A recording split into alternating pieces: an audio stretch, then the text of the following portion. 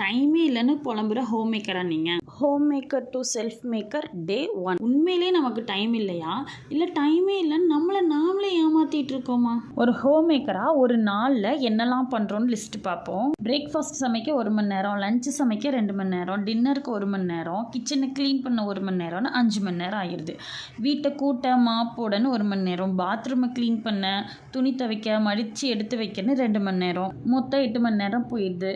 ஃப்ரெண்ட்ஸோட நெய்பர்ஸோட mobile scroll பண்ணனு ஒரு 2 மணி நேரம் போகுது. இப்போ டோட்டலாக 10 மணி நேரம் ஆயிடுச்சு. நம்ம நைட்டு தூங்குறது ஒரு 8 மணி நேரம்னு போக, அப்புறம் நம்மளுடைய பர்சனல் கேர், நம்ம குளிக்கிறது, தலை வாடுறதுன்னு அதுக்கு எல்லாத்துக்கும் சேர்த்து 1 மணி நேரம் எடுத்துக்கிட்டா டோட்டலாக 19 மணி நேரம் போயிடுச்சு. இப்போ 24 ஹவர்ஸில் 5 மணி நேரம் மிச்சம் இருக்குது. இது மாதிரி நமக்கே தெரியாமல் வேஸ்ட் ஆகிற அந்த டைமில் தான் எதையாவது யோசிச்சுட்டு ஓவர் திங்க் பண்ணிட்டு ஸ்ட்ரெஸ் ஆகி மனசுக்கு எடுத்து உடம்புக்கு எடுத்து எதுக்கு இதெல்லாம் வேஸ்ட் ஆகிற அந்த டைமை கண்டுபிடிச்சி எதையாவது லேர்ன் பண்ணுறதோ, நமக்கு பிடிச்ச ஆக்டிவிட்டி எதையாவது பண்ணுறதோ நம்மளை ஓவர் திங்க் பண்ண விடாமல் ஹாப்பியாக ஃபீல் பண்ண வைக்கும். செல்ஃப் மேக்கர் ஆகணும்னு முடிவு பண்ணிட்டீங்கன்னா ஃபர்ஸ்ட் ஸ்டெப் டைம் எங்கே வேஸ்ட் ஆகுதுங்கிறத ஃபைண்ட் பண்ணுங்கள்.